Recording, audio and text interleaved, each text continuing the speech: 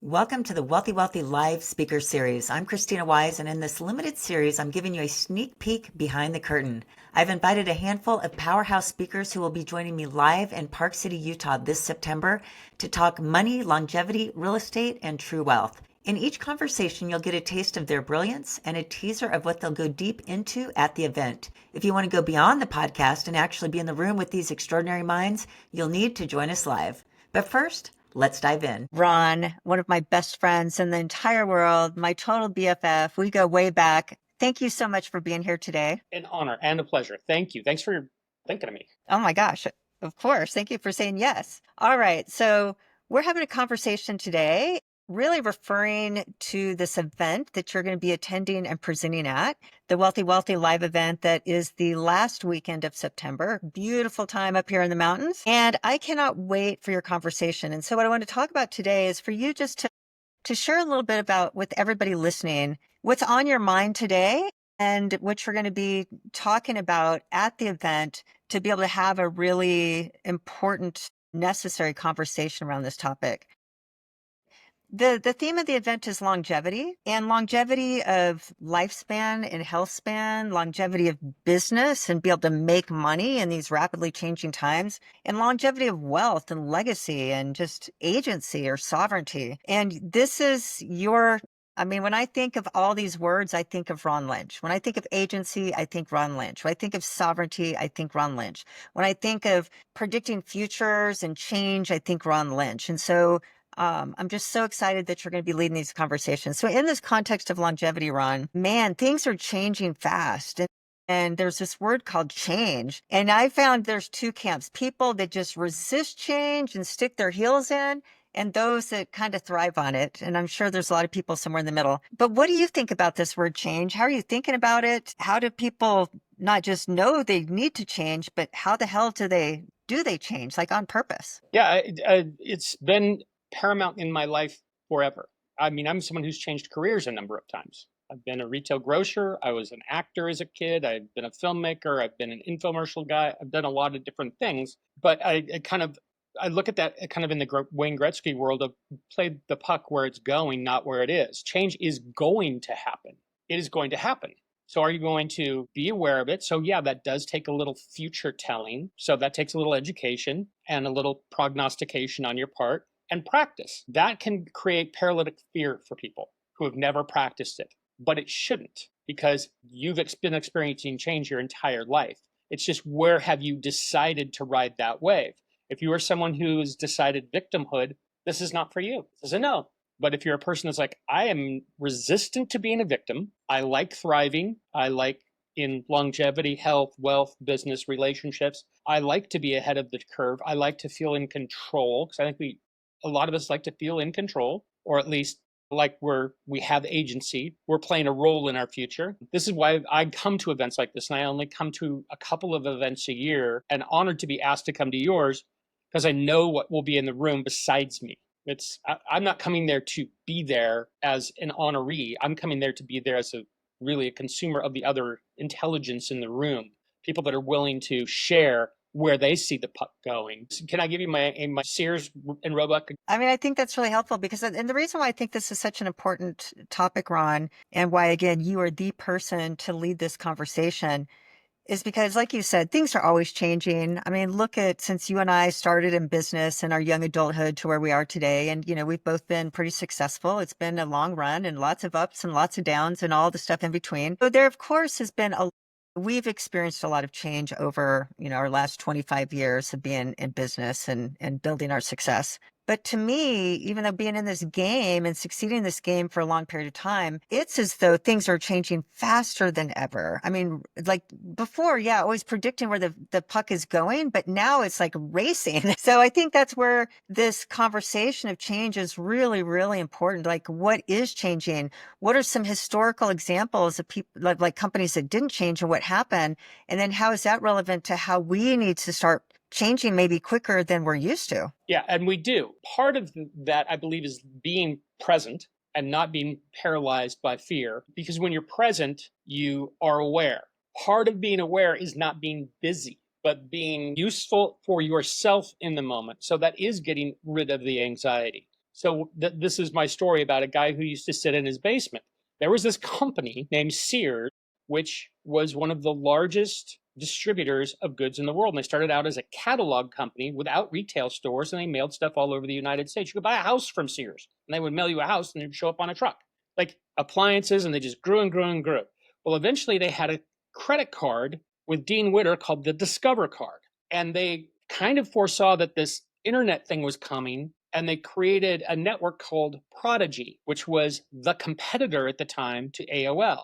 So they had banking, commerce, trade, warehouse full of stuff, internet connectivity, the capacity to deliver distribution network, and they failed. And there was a guy in his basement in Bellevue, Washington that said, I'm going to build a thing called Amazon. And he started with one commodity, books, created the digital place for it, then the warehouse, then duplicate. Like Amazon didn't pay dividends for the first 10 years. He was duplicating the post office, the distribution network, and now the lion's share of his revenue comes from the server farm, not even what we generally think of when we think of Amazon. So he was playing the game the way that all of us should be playing it. And we all kind of, I think there's a lot of loving and loathing of these internet celebrity billionaires, but I have to admire that thinking. And I think everybody's capable of that thinking. It takes study and mastery in just a few areas. But study and mastery in a few areas dates all the way back to Da Vinci. And that to me is true sovereignty. You taking care and ownership of your mind and your heart. That's the first step in sovereignty is how am I going to treat my mind? It all starts there. So let's make this relevant using the Sears example. If we're Sears, what are we missing? Like, what are people doing now? Those of us that have had some success and that are maybe paralyzed by fear. Because what anxiety comes from predicting a bad future. That's what creates anxiety today. So I love the advice is that we have to be present and be able to be in this experience while still doing our You have to tactily wire together some things towards a vision. So you have to be a visionary. Sears had no leader. They had a bunch of managers, each in silos managing, but there was no, I couldn't tell you who the CEO of or visionary at Sears was ever. I mean, this is why Disney now has Kathleen Kennedy as their CEO. Love it or hate it, they've had a rough decade. They're trying to build something. It keeps trying to crumble. So, like, oh, what we're lacking is the Michael Eisner that we had, the Walt Disney we had. We're going to get Kathleen Kennedy. You have to be that visionary, and you have to understand in a Da Vinci way how does this art form attached to that art form, how to wire them together. And that's your responsibility is, okay, so you've got the anxiety down. Now you've got to be a thinker and a visionary to go, where is this probably going? And where is it definitely not going? I'll give you an example that everybody will admit to, but will argue over. Money. Are we going to a world of exclusive digital currency? Yes, we are. There will be no more paper money. If you think there's going to be paper money 10 years from now, you're a moron. There's not going to be paper money. So what does that mean? Let's get the meaning out of that. Well, that means everything's going to be transactional. There's not going to be float. There's going to need to be security. Wait a minute. People are going to have optics on transactions. This led me to one of our products. How do I provide privacy in the electronic environment of purchasing? How do I help people retain their sovereignty? We went, well, what's the number one thing that everybody has that identifies them with their sovereignty? I went, oh, their DNA. We're going to build a wallet that you can never get locked out of. You've heard these stories of people getting locked out of their Bitcoin. myself included. I'm going to build a wallet that's backed up by your biological data. And when it's built, you're going to put your biological data inside of it. So it's protected. So you actually will own your identity. And then you'll be able to put your assets in it. And you'll be able to create avatars inside your wallet to do transactions. I might have to put a name down, but it might be a fiction. I might have to put a reason down, but it might be a fiction. Because I believe in my right to private property, like the Constitution says. I believe in private transactions, like the Constitution says. So if they're forcing me to tell me my transaction and my name, they're violating my rights. I'm not lying to them. I'm taking a security protocol step to ensure my right to privacy. They're going to put in their banking terms and conditions things that are not legal. And I'm going to agree to them because they're their terms and conditions. I'm going to create my own banking facility because the blockchain allows me to do it. And I'm going to own my privacy and I'm going to lie to them because it's none of their damn business. And I have a right to. That's me owning my right that I have. They actually don't have a right to know. And if you're not willing to stand up to the machine, well, then you're a slave. You don't have your sovereignty. That's like that kind of thinking. If you can adopt that kind, and I'm not angry when I say that, I'm just forceful when I say it. If you don't radically believe that you own yourself, your DNA, your name, your contracts, your private property, your private communications, then what do you own? Then who are you? You're on a digital plantation. I ain't going there. I'm going to use every rule to take over for me. Yes. And this is the Ron coming out that I want to come out. And it's just then I love it when you speak from the heart and in your principle like this, because it's such an important message that it's so easy not, if you don't hear it from someone's voice like yours, it's, that the voice with authority, but very grounded in reality. And it's easy to miss. It's easy to be fooled. It's easy to buy into other narratives unless you have a contrasting voice that makes a lot of sense. It's like, now that Ron says that, I agree with it. I just never really heard it said that way before, because what's the alternative? That somebody owns you and your private property and your identity and your bank account and your every piece of, conversation or information that you have? Like that, like who would choose that? Well, think about this right now. If you go to the national debt clock, it'll show you that both you and I owe the United States government $323,000 as taxpayers to the national debt. How are they going to collect that from us? Because if they could have collected it previously, they would have collected it from our parents and our grandparents. They couldn't because of private property laws and because of trust laws, but mostly because the stuff wasn't electronically wired together. It's just paperwork, and there would be endless paperwork. But there's this thing called probate when a person dies, and the state legally can step in and look at someone's estate. Well, if we're on electronic money with smart contracts, and your bank account, the title to your house, and your investments and your retirement account are all digital contracts, smart contracts in their digital world using their digital money, now they can collect. As you drop dead, and I can create an AI program in a day that probates your assets based upon your social security number and go, what does Krisstina own? She owns all of this. Great. We're going to take this. We're going to deduct her $323,000 from it. We're going to tax her estate, and we're going to give the remainder to her kids, who were born into a generation being told, you will be able to afford nothing, you will own nothing, and you will be happy. And these kids can't buy a house that's 850 grand now. So they'll be just happy to take the check because we raised them in a school system where we were supposed to be, and a culture where we were supposed to be polite, do what we're told, and be afraid of the people with more power. But the last time I read our Constitution, it said we have the power. We, the people, form this union, not these corporations and banks and lawyers with an R&D after their name in Washington, D.C., becoming multimillionaires on $165,000 a year salaries. So the theme of the event is longevity. And I believe, like you, an important piece of longevity and the conversation and the theme in the context of longevity, when we talked about longevity of life, relationships, money, it's also longevity of family, of legacy, of what do we want to continue on after you and I are gone? What do we want our children and our grandchildren to have, to grow into? What narratives will they hold? What privacy will they have? What assets can they control?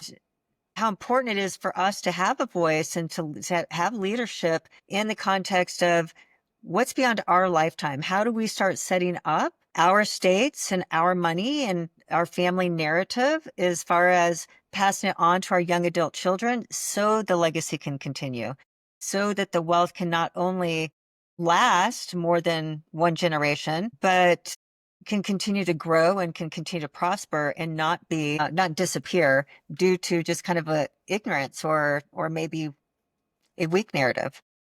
So I love the question. And this is specifically what I'm going to talk about when we get together in September. You have to ask yourself a number of questions. One, and they're just reality questions. One, am I going to die? Yep. That right there is the most difficult question for people because your mind convinces you it's never going to happen to you. It's something that happens to absolutely everybody else, but it will never happen to you. And we're even using the word longevity. We're like kind of driving around. No, I'm done. I am very temporary. I'm here for a temporary time period. What do I wish my grandparents, great grandparents had done for us that they didn't do for whatever reason? Not because they weren't smart, because they were too selfish, not like I don't care. What would have been a better outcome? And I look at other people on the planet who are in a better situation for a longer period of time, and I go, what did their grandparents do? What did Rockefeller do for his family? Okay, first of all, they did absurd things. They bought babies' insurance policies. Why would you buy children insurance policies? Well, because they're cheap when they're children. And guess what? Your children, like it or not, are going to die. And that's when you start thinking generationally. If everybody in my family has a $5 million life insurance policy when they die, that's 8 people. That's a lot of $5 million bills that suddenly the grandchildren are. How much of your real estate or your business or your company or your assets do you think you should own and pass down? And how much of that pie do you think the government should have before it's passed down? I'm of the mind that I baked this entire pie my entire life. It is my pie, not their pie. Love being in the country. I paid my taxes the entire time for the right to do it, but I did make this pie and I want it to go to them, period. I don't think they should get any of it.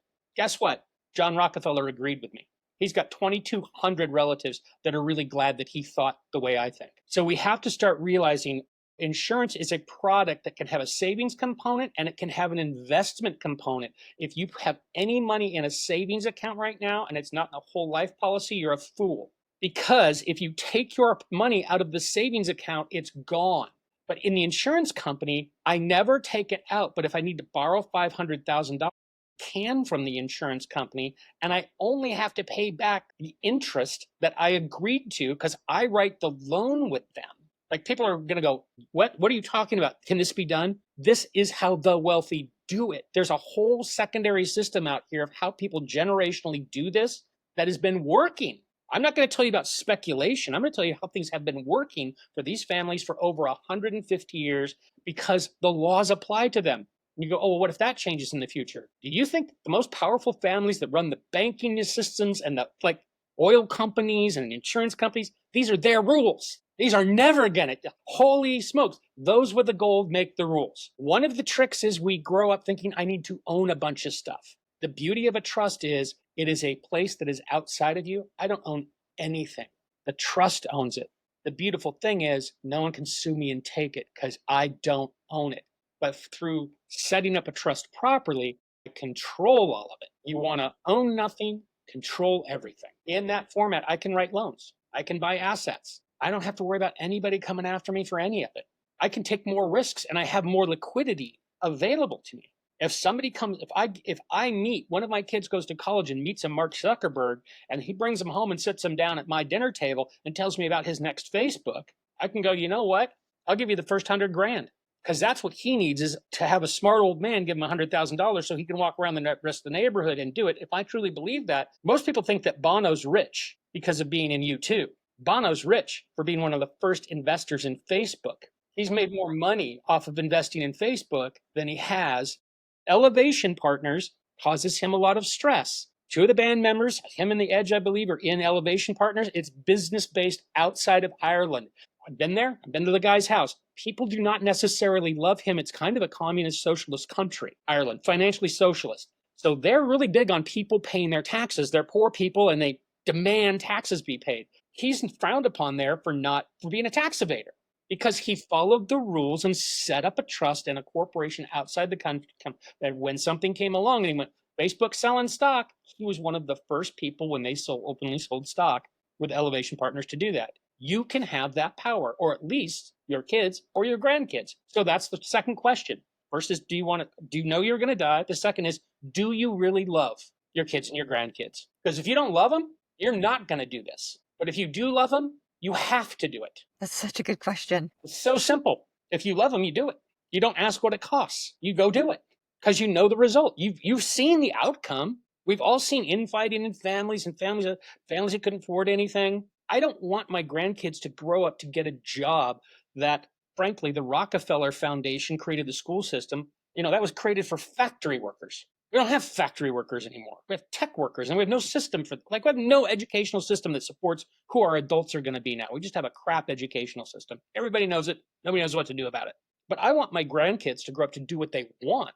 So when they need to buy a house, they can go pick a house out. And instead of signing up for a $500,000 house that the bank owns and giving them a $1.2 million contract along with that house promising they'll pay it, and the bank suddenly is holding $7 million over their head, I want them to come to me and go, let the trust buy it for $500,000. And you're like, that's an asset, no problem. You own a house now. The trust owns a house. Just pay the taxes on it. We'll pay the taxes, and now, can you do what you want for a living? You're a little less worried about your income, because how much of your income goes to the car payment, the house payment, all this nonsense, federal taxes. If you could actually keep your paycheck and spend it on lifestyle, you could probably do something that you love doing and still eat a steak Friday night at Turner's Steakhouse. That'd be nice. Yeah, Ron, what do you think? And again, thank you for sharing all this. And this is exactly what we're going to be talking about. The event is just a different way to think about money and longevity and legacy and kids and grandkids and thinking beyond just ourselves. It's these conversations aren't held on a day-to-day basis. We don't talk about this in the regular mastermind. We're just talking about how to scale the business. So to close this out here for today, question one is, in this context of change, making sure we have privacy, agency, sovereignty, and thinking generationally as opposed to, am I going to make more money next year as opposed to this year? What thinking or conversations are missing that we're not having, but that we're going to have in order to be prepared for that we know change is happening, but we don't even know how to predict a lot of change. How do we prepare ourselves and our kids for the change that's not how to prepare for the change, to make sure we're prepared for change? Okay. Have you ever seen one of those stereoscopic images? I get a lot in my social media feed. So it looks like a bizarre LSD piece of artwork, but when you stare at it long enough, your eyes pull focus and suddenly you see the shape of a sea turtle or the statue. Okay. I think the number one thing is towards doing this is first you have to know what you're looking at. And the number one problem in the world is based on the fact that you're working in an environment. Imagine you were running the world and you had 1 billion citizens that you needed to do things on a regular basis in a controlled fashion. Would you tell them the truth about everything? You'd lie to them. If I had a room of 4-year-olds, I would lie to them. If I have to control a lot of people, I'm going to start lying to them. So you have to accept that almost everything that you've been told is a lie. That's the first pill, is if you go, I have probably been lied to, am currently being lied to. The entire SWIFT system of our banking structure was changed on July 14th. Not a single news story about it.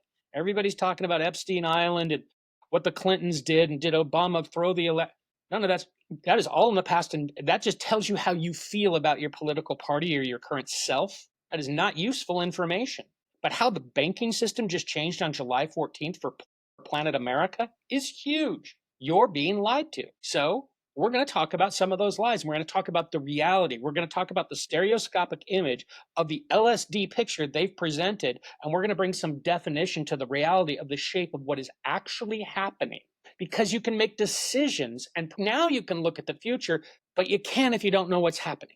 And so it becomes actually quite easy once you take off the state-sponsored glasses and use your own heart and mind to see the world that is actually in front of you. And you start to go, if they're telling me a story on the Monday morning news, the Tuesday morning news, it's probably not true. There was supposed to be an earthquake with tidal waves all over the world last night. The water went up and went down. You couldn't see it live, but they got everybody's attention. They couldn't predict it, but that we get entertained and enthralled because they tell us, hey, here's the next piece of bait you need to bite on. And they string us along and string us along and string us along. What are we missing while we're being strung from one news story to the next news story? We're missing that the entire SWIFT banking system was changed to a digital system. The same system, by the way, that the Chinese are using. All right, so that's going to be the title of your talk. You're being lied to. You are being lied to. They're professional liars.